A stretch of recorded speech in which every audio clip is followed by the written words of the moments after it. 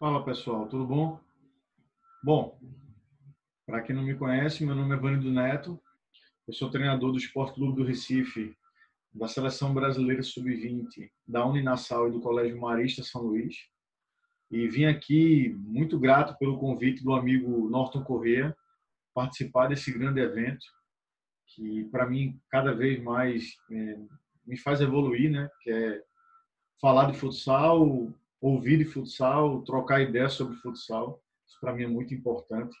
Então, venho dar minha contribuição pequena, mas que acredito que possa fazer outras pessoas pensarem, refletirem. E isso é, para mim, espetacular. É o que eu posso fazer para ajudar o próximo, né? É fazer ele refletir e ajudar de alguma maneira dentro dessa maneira de ensinar o jogo de futsal e da modalidade, claro. Bom, gente, eu vou começar aqui a apresentação, vou falar sobre estrutura de treino, tá bom? Deixa eu abrir aqui. Opa, rapidinho.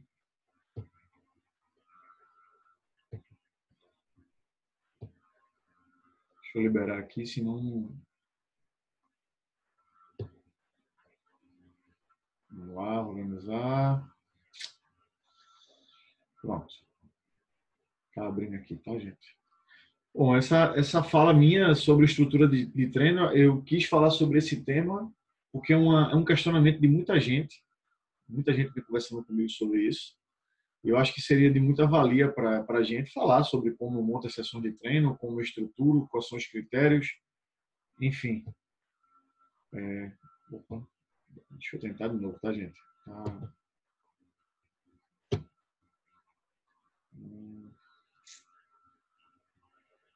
Agora.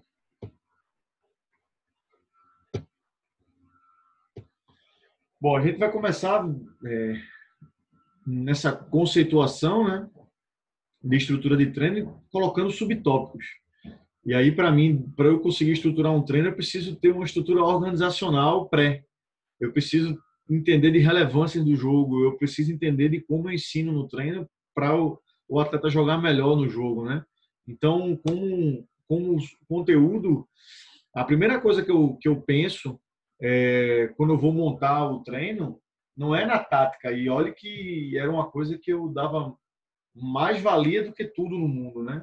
Para mim, o sistema 4.0, o sistema 3.1, o sistema 2.2, a entrada de ataque, isso tudo era mais importante do que entender onde eu trabalho, qual é a minha ideia de jogo, enfim, o ambiente que eu posso proporcionar para o atleta.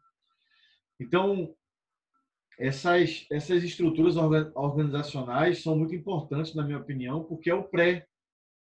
E você vê o antes do teu primeiro treino, ele é fundamental.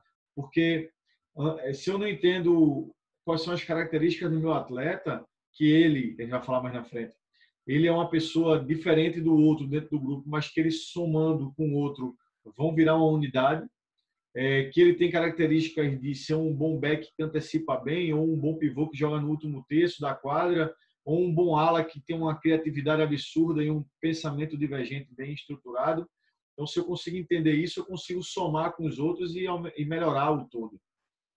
Se eu entendo a cultura regional, quais são as características dos atletas dessa região, como é a velocidade do jogo ali, se eu conseguir entender que dentro do conteúdo que eles vão jogar, eu preciso entender antes que eles quais são os momentos do jogo, se eu entendo o que é lógica de jogo e o meu treino está pautado nisso, se eu tenho uma maneira de jogar teoricamente, eu consigo colocar ela de uma maneira que potencializa o atleta no ambiente do jogo e do treino, claro, que o treino faz o atleta para o jogo. Isso para mim é de fundamental valia para aí sim eu pensar nos comportamentos dentro do jogo propriamente dito. Vamos lá. Então, a gente inicia falando o que é lógica de jogo, né? A lógica de jogo, segundo o Rodrigo Leitão, é a estrutura maior que vai orientar as dinâmicas de uma partida.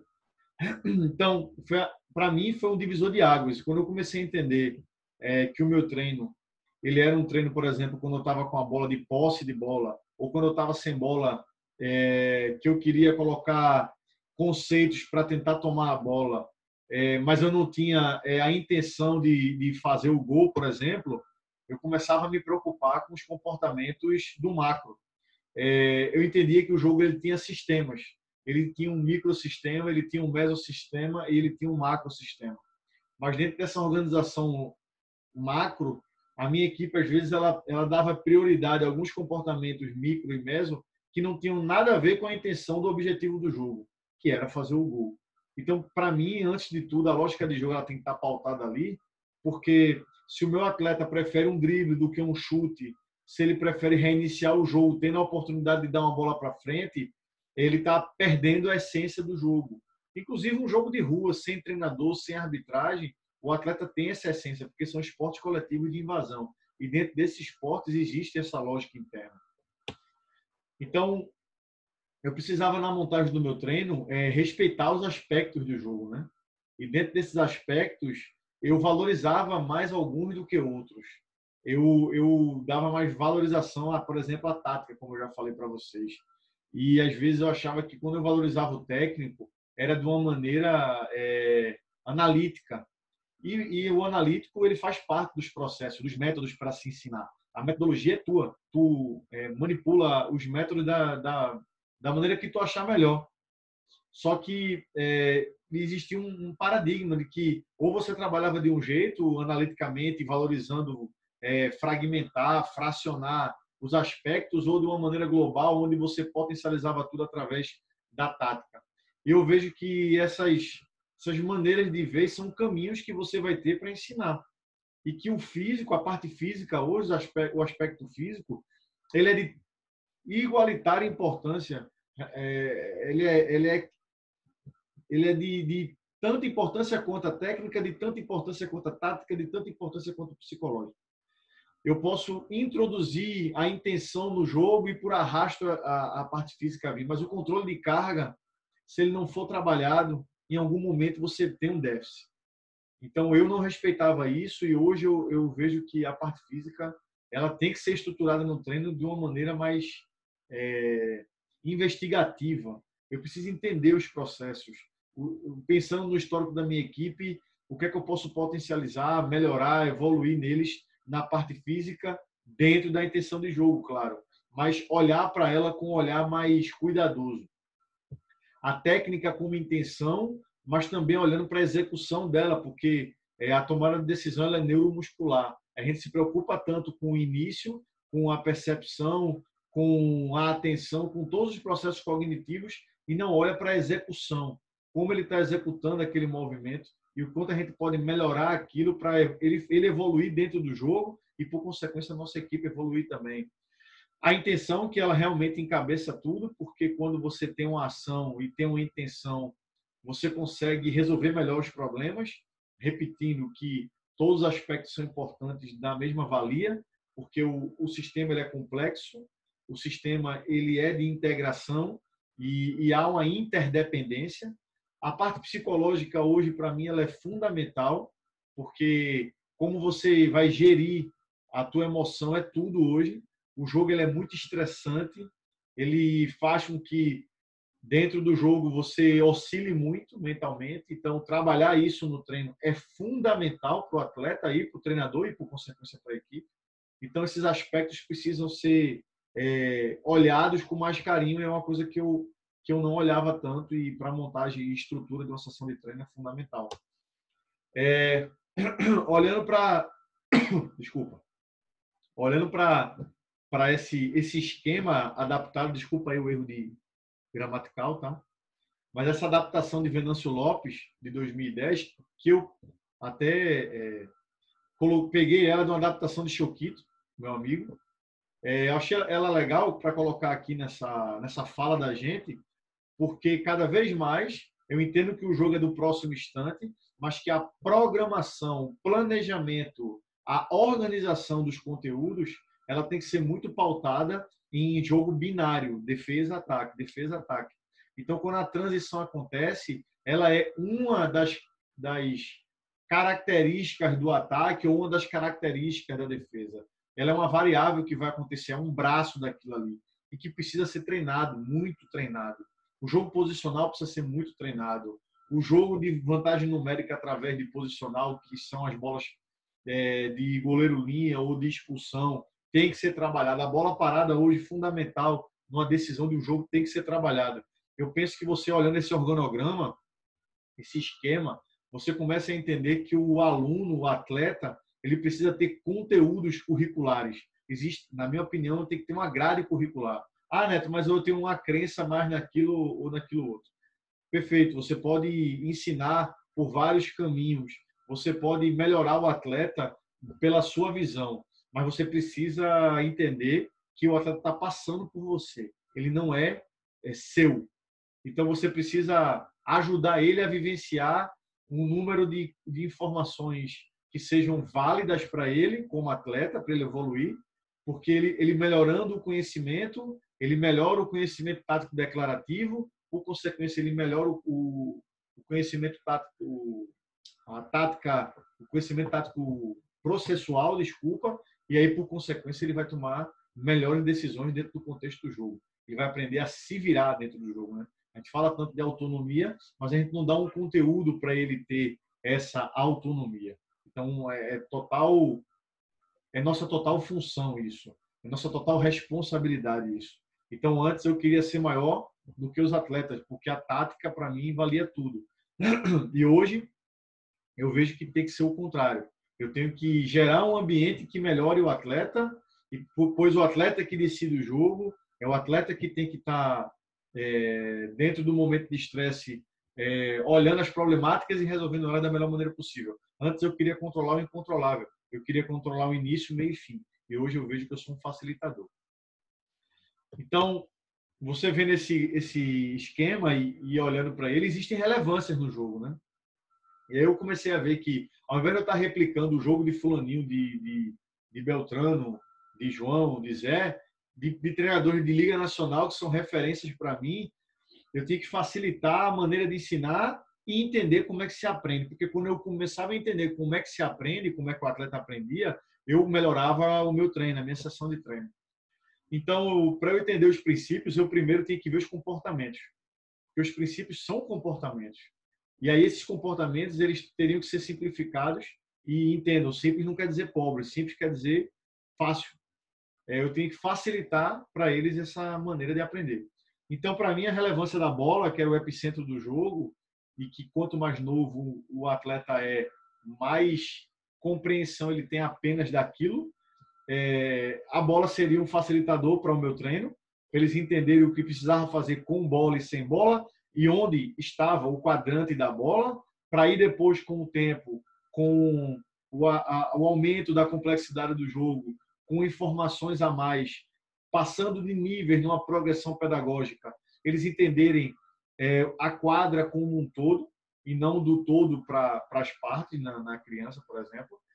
A relevância da metade da quadra, porque a bola da metade da quadra para trás existem comportamentos de ataque e de defesa, e a bola do meio da quadra para frente existem outros comportamentos, que eu estar atacando é uma intenção de fazer o gol, eu falei da lógica de jogo, e eu estar defendendo é uma intenção de proteger minha meta, e isso tudo também é uma relevância para os comportamentos dos atletas, o que eles precisam fazer.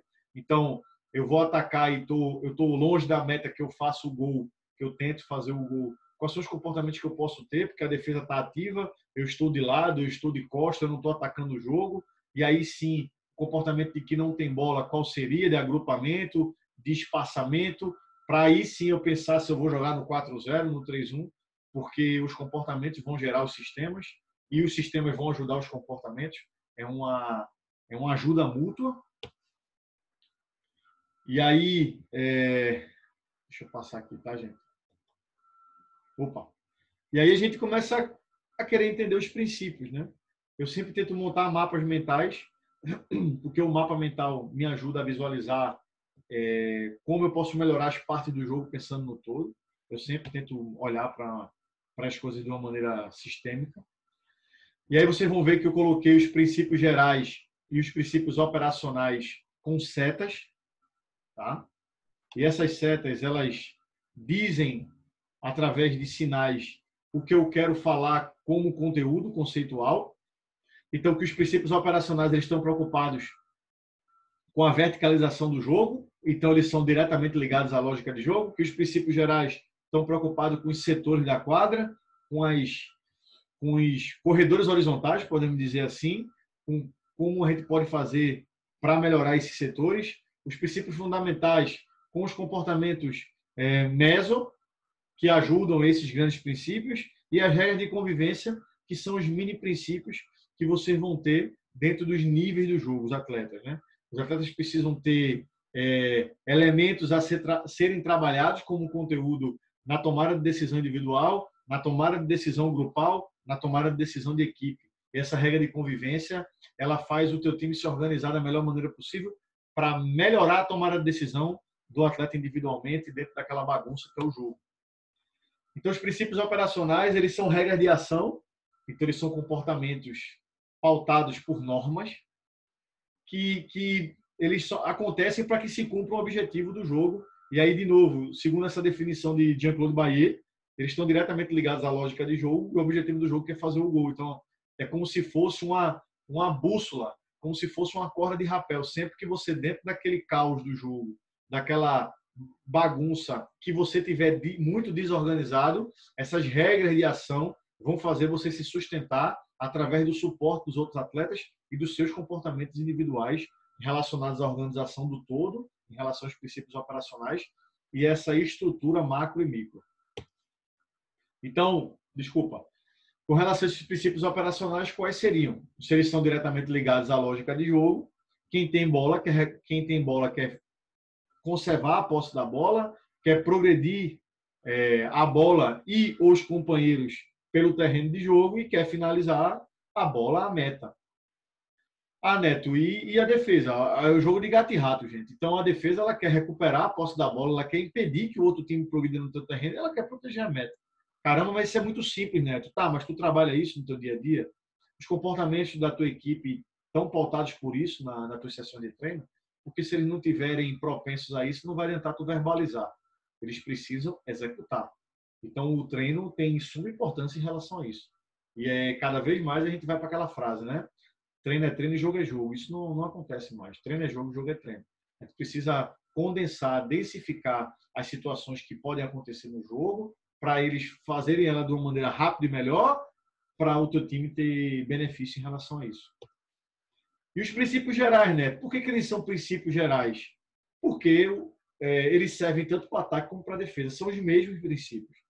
Então, o que eu quero como ataque dentro dos setores da quadra, pensando como princípios gerais, princípios transversais à lógica de jogo, eles ajudam os princípios operacionais de tentativa de fazer vantagem numérica, evitar a igualdade numérica e impedir a inferioridade numérica. Isso o ataque quer e a defesa quer. São situações divergentes na intenção, mas convergentes na procura pelo jogo. Então, os princípios gerais se pautam pela relação espacial e numérica. E entendam, essas zonas de disputa pela bola vão ter momentos que a igualdade numérica ela é uma vantagem, que em vários momentos a desvantagem numérica pode ser uma vantagem, porque o jogo é estrutural e funcional. E quanto mais a gente se preocupa com o gesto corporal do atleta, principalmente na iniciação, mais vantagem a gente tem em relação ao setor onde está a bola e, por consequência, os outros setores da quadra, porque o nosso time, como princípios operacionais, vai conseguir ter melhor a bola, ter a manutenção dessa posse da bola da melhor maneira possível, progredir no terreno e finalizar a meta. Vai chegar com mais gente e de uma maneira melhor. E aí os princípios fundamentais, como o próprio nome diz, né? Eles são fundamentais para essa estruturação do macro para o micro. E aí vocês vão ver citações que eu coloquei num conceito de Costa, que representa o conjunto de regras que orienta as ações individuais e coletivas a fim de desequilibrar a organização da equipe adversária e estabilizar a sua própria organização. Né? Então, como é um jogo de gato e rato, a minha equipe, com comportamentos, ela quer desconfortar a outra equipe para tentar fazer o gol. E a outra equipe quer fazer a mesma coisa contra mim. Então, eu preciso entender que, dentro daquela bagunça, o tempo todo eu tenho que passar o máximo de tempo possível organizado para minhas tomadas de decisão individual e grupal serem melhores e tentar desconfortar a outra equipe porque ela bagunçada é a chance de eu fazer gol. Então, essa intenção ela passa por esses princípios fundamentais. E aí, Cada um deles tem uma conceituação, mas se a gente for ver direitinho, a gente já faz muitos deles por conta da lógica de jogo, né? Só a gente entender melhor isso. E é colocar a teoria junto com a prática. A prática é fundamental, mas entendendo o que a gente está fazendo dentro do processo. Então, entender que a unidade é uma compactação, que o espaço é trabalhar de uma maneira chula, né? Mas trabalhar a largura, a cobertura ofensiva é dar apoio no ataque, pensando em defender se perder a bola. A mobilidade também, que é a relação de profundidade dentro da quadra, a penetração, que é essas entradas de ataque, e essas manobras de procura de zona favorável, de espaço vazio. Então, isso tudo como ataque, defesa também, a questão da contenção, que é a desaceleração, a defesa o que ela mais quer é tempo, cobertura defensiva, equilíbrio, que é a reestruturação corporal da equipe. Enfim, todas essas ações, vocês já fazem elas, mas precisa entender melhor que não é só fazer, mas fazer de uma maneira densificada, aumentar a incidência disso. E a regra de convivência, elas são muito particulares, gente. Cada um vai montar a sua dentro da lógica, respeitando o jogo, mas pela tua maneira de jogar, pela tua ideia de jogo. Então, regra de convivência são ocupações e desocupações de espaço que fazem o seu time ser mais organizado que o outro, fazendo o outro se bagunçar muito mais que o seu. E isso gera benefício para você e malefício para ele. Então, que conteúdos você pode passar para melhorar o teu treino e a tua sessão? Então, deixa eu passar aqui o slide, desculpa, deu uma travada. Eu penso em, dentro desse conteúdo que eu falei para vocês, tentar melhorar o jogo e olhar para o jogo de uma maneira macro e micro. Eu falei para vocês dos níveis de jogo, né? Então, eu coloquei aqui uma citação de sistemas complexos para vocês entenderem melhor essa relação. Então, segundo Edgar Morin, sistemas complexos são conjuntos de constituintes heterogêneas e inseparavelmente associadas. Então, o jogo é isso, gente.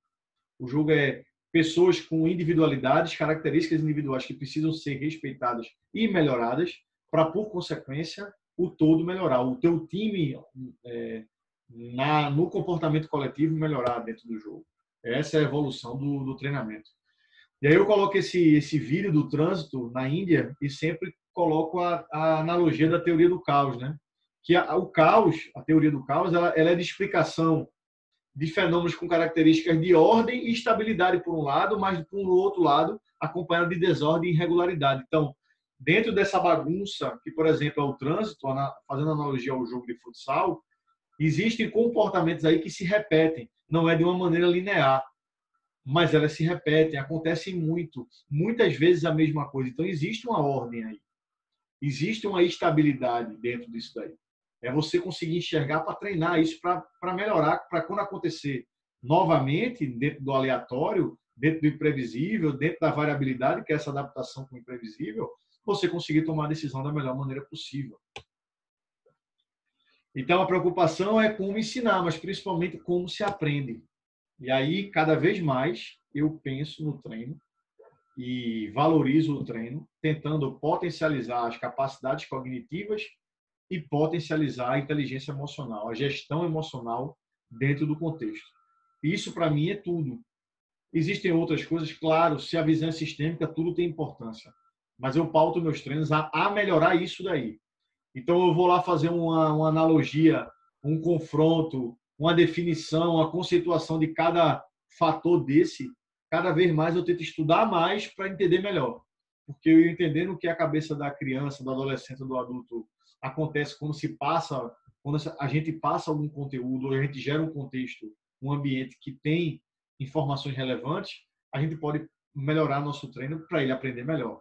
Lembrando que sempre a valorização é pelo discente muito mais do que pelo docente. A gente tem que ser facilitador. E, de novo, é uma questão de diálogo, não de monólogo. Então, melhorar a percepção, que é o primeiro processo dentro da tomada de decisão. Você conseguindo melhorar isso e, por consequência, antes disso, a memória sensitiva, você consegue, dentro do processo neuromuscular, tomar melhor decisão, porque ele vai perceber, ele vai organizar e ele vai executar melhor. A antecipação, que é a intensidade da percepção, é você fazer tanto, gerar um ambiente tão rico de informações e que ele tem autonomia para resolver, que ele começa a antecipar, lembrando que a antecipação não é adivinhação. Tá? Adivinhar é jogar na Mega Sena. a atenção trabalhada dentro do foco da atenção estreita, olhando dentro do jogo, atento a relevâncias diretas e também a atenção ampla a coisas que estão acontecendo no jogo que não estão diretamente ligadas ao seu enfrentamento estreito. A distribuição dessa atenção é fundamental. Onde a concentração entra nisso, que é passar muito tempo focado nessas atenções e nessa distribuição para poder fazê-la da melhor maneira possível também. Trabalhar o conhecimento tático declarativo e processual, como a gente já falou. Trabalhar a tomada de decisão, entender o processo para melhorar ela. Entender que a memória, existe a memória de trabalho e a memória permanente, como a gente trabalhar os conteúdos para jogar informações para a memória de curto prazo e para condensar, densificar comportamentos relevantes para ela ir para a memória do longo prazo, porque você vai precisar dela em algum momento da sua história na modalidade. No momento que tiver uma situação próxima de uma que você já vivenciou de uma maneira relevante, você conseguir, dentro dos gatilhos estruturais, tomar a melhor decisão possível, porque você tem bons hábitos, hábitos positivos dentro da prática esportiva. O pensamento, a gerar um ambiente que estruture o atleta e condicione ele e evolua ele para ter pensamentos convergentes de organização estrutural do jogo, mas que ele também tenha pensamentos divergentes, que ele saia da caixinha, que ele resolva o jogo com um lance individual que vai ajudar o coletivo. Então, sempre pensando nesses níveis de jogo como interligados, tá? Então, a capacidade de cognição é a capacidade de compreender e conhecer o processo mental através do processo de interpretação. Só interpreta quem conhece. Então, deem conteúdo aos atletas de vocês. Passem conhecimento teórico também. Porque eles tendo esse conhecimento teórico, eles vão melhorar a execução dentro das situações de jogo e eles vão melhorar a interpretação para resolver o problema da melhor maneira possível. Porque tomar decisão todo mundo toma. Até quando não toma uma decisão, você está tomando uma decisão. Eu sempre cito a questão do hábito, né? Eu tenho muita crença nisso, porque pelo que eu estudo e pelo que eu pratico e pela minha história, o hábito é tudo. Então, melhorar essas capacidades cognitivas, ela parte diretamente de como eu manipulo o meu ambiente de treino para gerar bons hábitos, hábitos positivos. E aí no livro Poder do Hábito, ele fala de uma experiência com ratos, né? Que eu já citei várias vezes, que a experiência era para tentar ver o quantitativo de gasto por sinapse dentro de um labirinto que o rato teria que chegar até um chocolate. Então, dentro desse labirinto, ele gastava muita energia pensando para chegar até o momento de prazer, que era o chocolate. E aí, com o tempo, vocês estão vendo o gráfico da esquerda, ele é todo preenchido porque o gasto era muito grande e com o tempo o pico vai só acontecendo no início e no fim. O durante vai diminuindo, então ele está gastando menos energia pensando. E isso é o habituar, isso é o condicionar, isso é gerar relevâncias na memória de longo prazo que podem ajudar você na tomada de decisão com hábitos positivos, mini hábitos e hábitos grandes. Então, esses comportamentos, sendo bem trabalhados, faz a tua equipe jogar ou tomar decisões rápido e melhor. Essa é a intenção, fazer rápido e melhor. E economizar esse gasto de energia pensando para dar relevância a outras situações que vão fazer o atleta evoluir dentro do processo de ensino, aprendizagem e treinamento. Então, o loop do hábito seria isso. Um momento de gatilho, que dá um start, um momento de rotina, que é a repetição do que você quer gerar como hábito, e a recompensa, que sempre vai fazer você querer continuar esse hábito e depois que ele está condicionado, fazer ele automaticamente, gerando ele para uma memória de longo prazo. A gente falou sobre os níveis de jogo, né? Então, vamos trabalhar eles. Então, os níveis de jogo de tática individual, tática grupal e tática coletiva. Então, tática individual, a tomada de decisão, a intenção do atleta com e sem a bola individualmente para resolver os problemas do contexto do jogo. A tática grupal, que seria os jogos de setor de 2 contra 2 e 3 contra 3, para tentar gerar aqueles princípios gerais do jogo, né? De tentativa de vantagem numérica, de evitar a igualdade numérica e impedir a inferioridade numérica. É importantíssimo trabalhar essas partes, porque, como o Edgar Morin fala, em alguns momentos a soma das partes é maior que o todo e em outros momentos o todo é maior que a soma das partes. O que quer dizer isso? Tudo tem importância. E a tática coletiva, que é a organização macro, lembrando que esse nivelamento de jogo ele é totalmente relevante para a porcentagem de treino que vocês vão dar por categorias. Então, a estrutura temporal ela é totalmente relevante. Eu preciso entender a idade que o atleta está comigo, passando por mim, para trabalhar esses níveis de jogo, qual o tempo de prática esportiva, a maturação dele, respeitar os aspectos mentais, saber qual é o acervo motor dele, a história dele dentro da modalidade é fundamental.